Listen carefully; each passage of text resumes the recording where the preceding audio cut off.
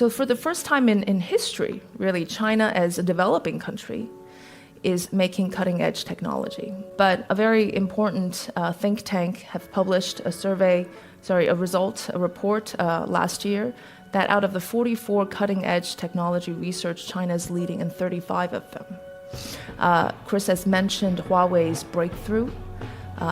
Not long after the restrictions coming from Biden's export controls, China's domestic capacity is able to overcome these restrictions, at least for now. We can quibble about the quality and the reality and all of that, but this is not a small issue.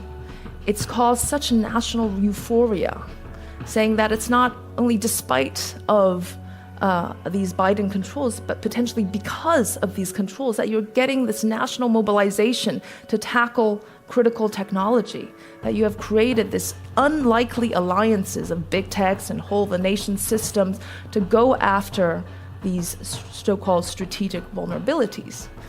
The Chinese were so happy about these the breakthrough and because of these controls that the people are saying, pleading the US government, can you also please sanction our national men's football team too? So that is a different kind of sentiment and a different kind of reaction you're getting from China. So I want to try to bring in a different perspective here.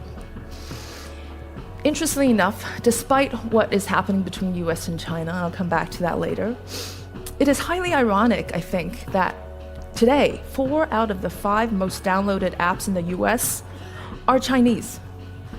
Not only TikTok, Shein, the fashion brand, Temu, owned by Pinduoduo, one other.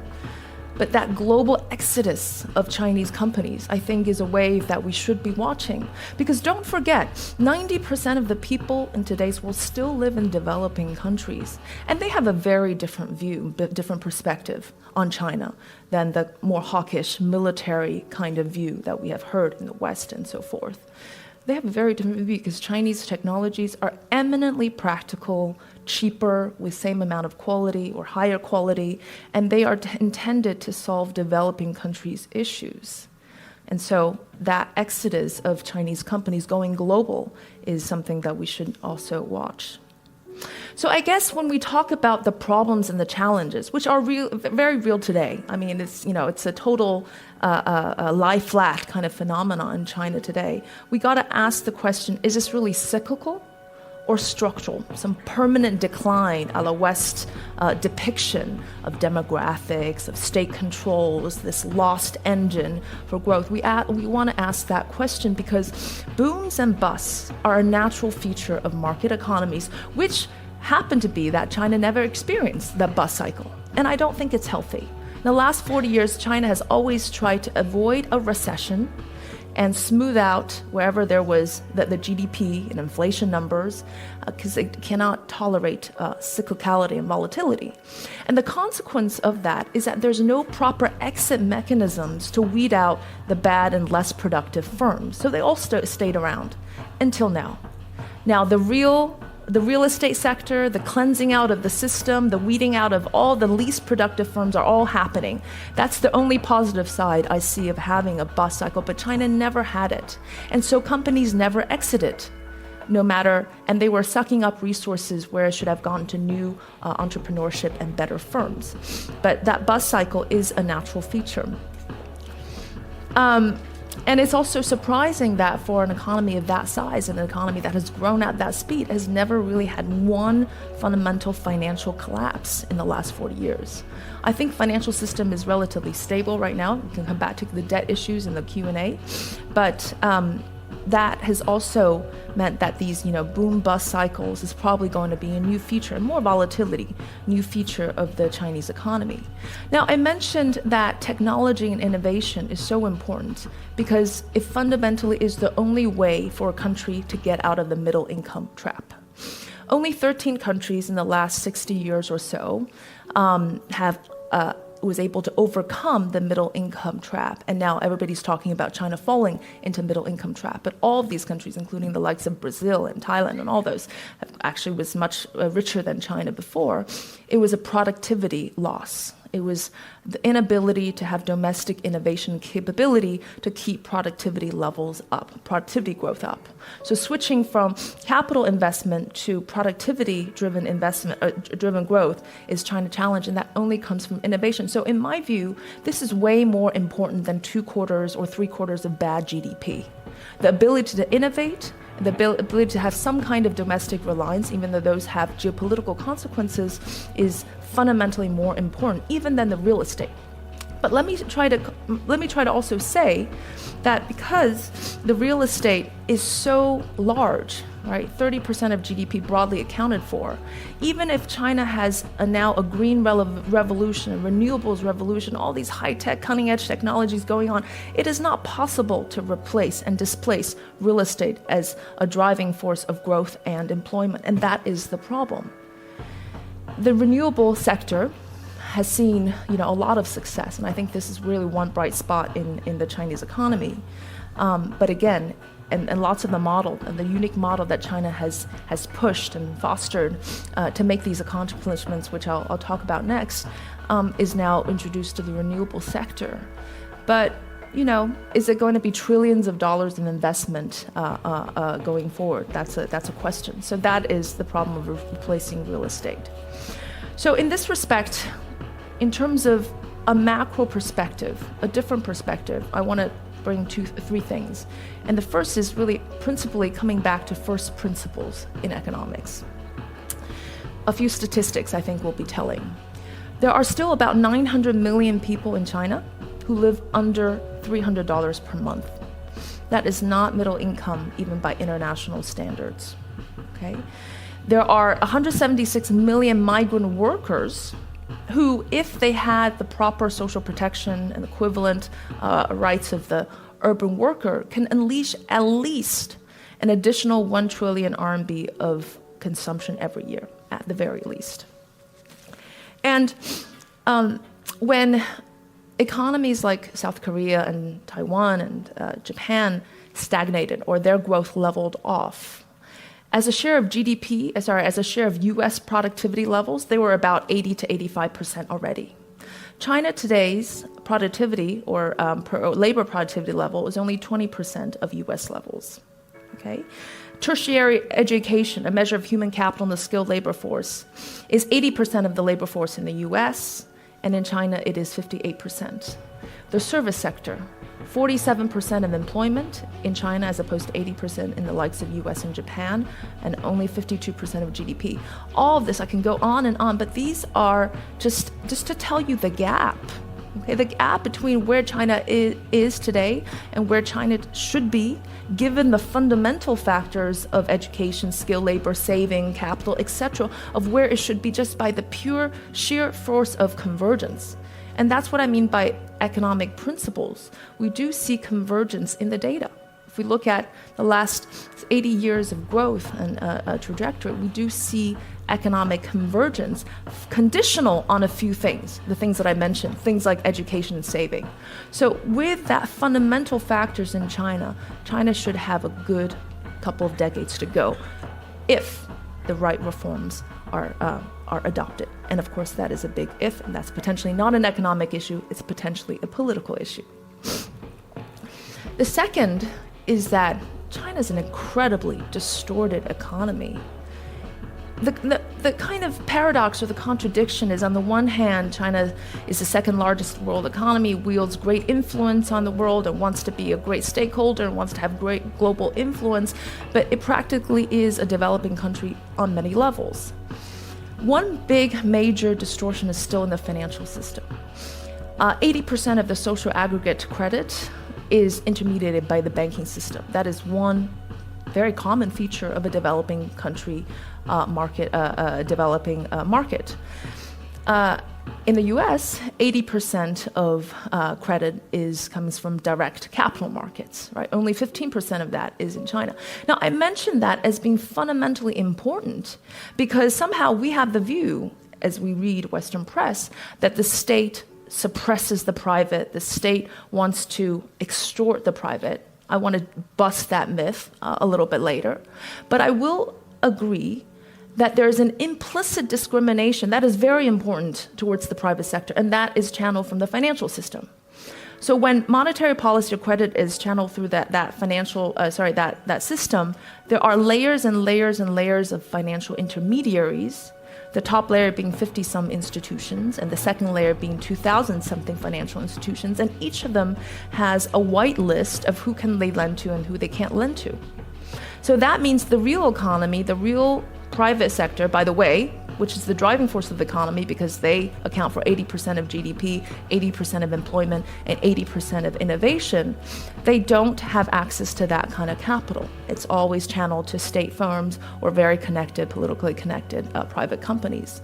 And so that institutional flaw is the reason why there's a lot of crowding out of private sector. There's, the private entrepreneurs feel that there's a big challenge and difficulty, and especially in bad times, they are the ones that suffer.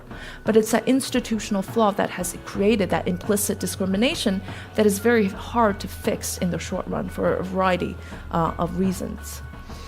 Another distortion, migration. There's very little interprovincial migration. Less than 5% of the population can migrate to other places. Now, if you're a worker who lost your job in Massachusetts and Boston, you can move to Texas and Florida if you find another job. That's not the case in China. Even compared to India, interprovincial migration is extremely low, and it's prohibitively costly because of the social urban protection, lack of urban protection, also the hukou system that prevents the migration. So calculations have found that if we were able to double that flow of people across regions, you're also able to increase productivity by at least 30%, and these are significant numbers. I want to mention that because if we just take a few provinces on the eastern coast, or just take the entire eastern coast of China, it's already a rich economy. Many of them have reached South Korea standards of living. What does that tell you? It tells you that China can do it. China can be a middle-high income economy. But what's dragging it is the central western provinces that hasn't really found its source of economic well-being. But all technologies and employment and skill, labor and education, all of that, and I'll come back to a very interesting anecdote, which I think is very telling, that can already be done and accomplished in China. So this anecdote I told you, I'm going to tell you, is a dinner I had last week in China with a party secretary from a very interesting city in the province of Jiangsu. It's not a big city in Chinese standards, but it is the size of Singapore. And it has, they're very modest. They said, maybe you can write about my story, but there's so many of them. That's the whole point. They have reached 35,000 of per capita GDP. Okay, the party, the provincial party secretary, the city party secretary, a woman, is supercharged. They have something like 500 German multinationals there. She said that once there was an intellectual property threat, and she garnered the judiciary and everybody around for a midnight conference and just was able to handle the situation and resolve it. No IP leakage whatsoever. She said, we want to open it up to all the foreign companies, all the private companies. She's talking to entrepreneurs everywhere, trying to bring them into her city, very successfully. She's also trained tens of thousands of students, graduated from vocational training, retrained them so they can be the appropriate labor force for the factories that are in her city. And these students from poor families suddenly got 7,000 RMB, right after graduation per month, and they were just absolutely thrilled. That reminds me that governments can really do a lot, retraining and retooling. And the lack of that in the U.S. was one of the reasons why the China shock was felt so strongly. My understanding of this part of the world is that there is significant effort. But I want to bring that this anecdote because it's what I describe in my book as the mayor economy. Okay, it's funnier in Chinese because 市场经济, the mayor economy, is very similar to 市场经济, which means market economy. That's why we make the joke. It's not as funny, but I think the mayor economy is a good enough captive title because China is not just a centralized system. That's what we all think.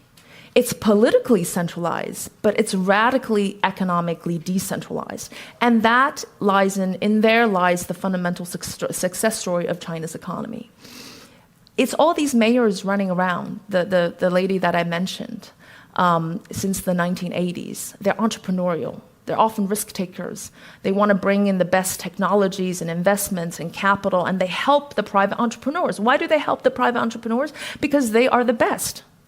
They want to help the best, not the worst or the most politically connected, because by helping the good entrepreneurs, you're creating an entire ecosystem of success. They bring jobs. They bring fiscal revenue. And by the way, this city, more than half of the fiscal revenues comes from taxes, okay, not from real estate. They have very low GDP, debt to GDP ratio. So again, I'll come back to what we should take out from this story. They want to help these private entrepreneurs because then they create the retail sector. Then even the real estate that they own is worth more. They are building mini Silicon Valleys all around China. And it's only useful if you help the good ones, the productive ones.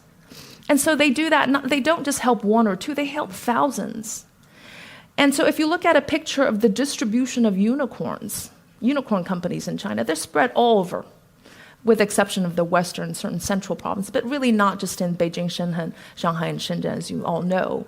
Even in a second-tier cities, whether it's Wuxi, Wuhan, Suzhou, Hefei, many places you've not heard of, there are global quantum avenues running through, global companies. There are 300 EV cars all in China, and they're all backed by some local provincial party secretary, and they compete. So they're spread all over, and I think that decentralized nature, what I call the mayor economy, is really important to understand, not only to explain China's past growth, also to realize today's challenges, but also to look forward in the future. Why? Because it's the same model, same platform they're using to develop renewables, undertake the green transition, and all of that. It's the same model because the central government needs the local governments to implement. And what do the local mayors get out of this? Why do they want to do the best thing for the economy? Obviously, they're not elected. They don't face re-election pressure because they have political ambitions to rise up the ranks. The ones that deliver the best economic results, coupled with a bunch of other things now. It's not as simple as GDP. In the past, it was just GDP. And that's why everyone was what we call GDP worshipping those days. And that's how you climbed up the ranks, because then you can become the provincial city party secretary, and then provincial party secretary, you become at the very top rank of the central government. Actually, President Xi's father was one of those successful political leaders that implemented reforms, made an economic success, and went straight to the top ranks of the leadership. And they're all competing with each other. So if you think about corruption and the lack of democratic mechanisms, there are much more nuanced mechanisms of competition and checks and balances in China that we may not see from the outside. And so these cadres rotate 3 to 5 years. They compete with each other, right? And there's a lot of monitoring systems involved from the central top down. It's a convoluted apparatus, but it's certainly not just a one-man show. That would be a very, very naive understanding, reading of what's actually going on in China. And certainly for the economy, it is absolutely critical. So the mayor model. Now, let me tell you another example, solar panels, right? Look, China led the solar panel boom in the world, and that really happened after the mid-2000s. And something that happened then was that the Chinese governments encouraged the local governments to implement a series of supportive measures for the solar industries. I want to caveat the support by critically emphasizing that it's not just financial subsidies. They are now far and few between because, first of all, the local governments are pretty much bankrupt, right? Because of 3 years of PCR testing that cost, 4 trillion RMB. So they don't have that financial muscle. It's not just the financial subsidy. It's everything else.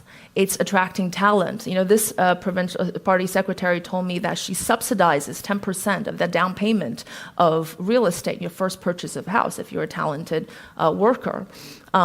It is coming back to what I was saying about the implicit discrimination in the financial system, helping them coordinate with local banks, local state banks, helping them coordinate financing. It is other kinds of overcoming business barriers, which for any developing country amounts to insurmountable barriers if you don't have their support. So it's not just the financial subsidy. But the solar panel was very interesting because ever since the 2005 government introduction of these government policies, support policies were introduced, they were implemented in different cities at different periods of time, different times and different geographical spaces and times. And I don't have this picture with me, but it is a phenomenal, remarkable scene. Between 2005 and 2017, you saw the solar patents, internationally recognized patents, first of all, just completely exploding, and exactly in the way that is proportionate to the policies, support policies that were introduced at the city levels. So before we want to hesitate about what state can do or should not do, and I also have my own ambiguous feelings about that, it's important to recognize that that model has worked in many areas and at many aspects in China, and that's the mayor model, but coupled with that central direction. And it's the same thing now with the renewables. Again, the same model. Robotics, okay, same thing. Demographics, we talk about demographics as one of the potentially leading causes of or potential threats to the Chinese economy. Well, first of all, China exports 50% of the world's robots. If there was a policy in place to encourage factories to adopt robots, it would just be spread out very, very quickly, and that would lead to automation. Very interesting recent broader study academically, very important study, showed that after 1990, the more aging countries are actually richer, not poorer, they're richer. That was not the case before 1990. If you take the sample of these countries, they were poor. And the reason is 1990 being so important because that's the arrival of automated technologies. And these countries tended to adopt more robots and automated technologies, and that tended to expand output in lots of various aspects. I'm not going to deliberate on this issue, but just trying to emphasize that huge mayor economy model can be very important in enacting systemic-wide changes very shortly. That's what happened to the EVs. Within 10 years, China became the largest producer and consumers of EVs, and it does help that the government can roll out 4 million EV charging stations around the country, as opposed to 160,000 in the US. It critically does make that kind of difference. But now the real challenges, okay? First of all, that political economy model that I told you about, which was so forceful and important for China's growth, especially in a very short period of time, is under serious challenge. Is it suitable for the new era? My book is called The New China Playbook, right? For the new era, it's something else. It's not manufacturing, it's not investment, it's not just making stuff. It's critical technologies, innovation, that requires openness, creativity, entrepreneurial IP, all of that, right? Is it suitable for that? Well, currently there's a very real threat, which is the debt overhang. That mayor economy, which was so effective, the double-edged sword is that when it's so vulnerable right now because of the debt burdens many of these local governments face, that can introduce some very distorted behavior on the government level. Maybe not to the extent of extorting private sector, but choosing to put its own agenda of resolving debt ahead of the growth and others, crowding out private sector. And not really having enough financial muscle to implement a lot of these strategic goals. The second real challenge is a political economy behavioral challenge. It's that lack of incentive and lack of enthusiasm. And why is that? Well, there was a huge anti-corruption drive in the last 10 years or so. Look, that was very important socially. The grassroots of China, we hear a lot about what the elites about China are saying, complaining about. We don't necessarily hear a lot about what the grassroots are saying. They love that anti-corruption campaign. They love these regulatory crackdowns, right? education system. I understand the enormous capital markets financial consequences. Not a good thing for the Chinese economy, not a good thing for the Chinese financial system. But that was the single biggest source of angst for Chinese families. The overcrowded, competitive education system where, ordinary families had to spend more than a quarter of their annual income on educating one child. These are some of the real social issues that China is going to have to grapple with in the coming years. That's going to be not necessarily, but potentially inimical to growth.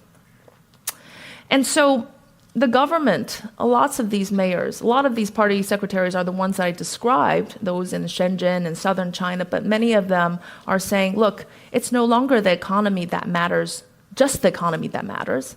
It's other things like political loyalty, like social stability. For a few years ago, it was the pandemic. So the metric on assessing these mayors have changed. And so their focus have changed. And many of them come to the conclusion, rather than do nothing, rather than do something and take the risk, right? It's exactly the opposite of the late 1970s and 80s, where by spearing ahead and taking risk, you had potentially the chance of being the paragon of success and everybody following you.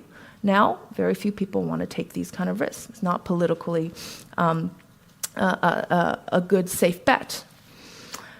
I think that's underlying the problem. Apart from the short-term confidence issues, if you have that local government sentiment that now is the time to do things to push forward the economy and everybody has to get their act together, I think the situation would be very changed. And very briefly, a skill mismatch for the youth, high youth unemployment, 25%. A lot of these people have really, they've emptied their bank accounts, the parents, to educate these kids, and they found themselves without jobs. That poses a social problem.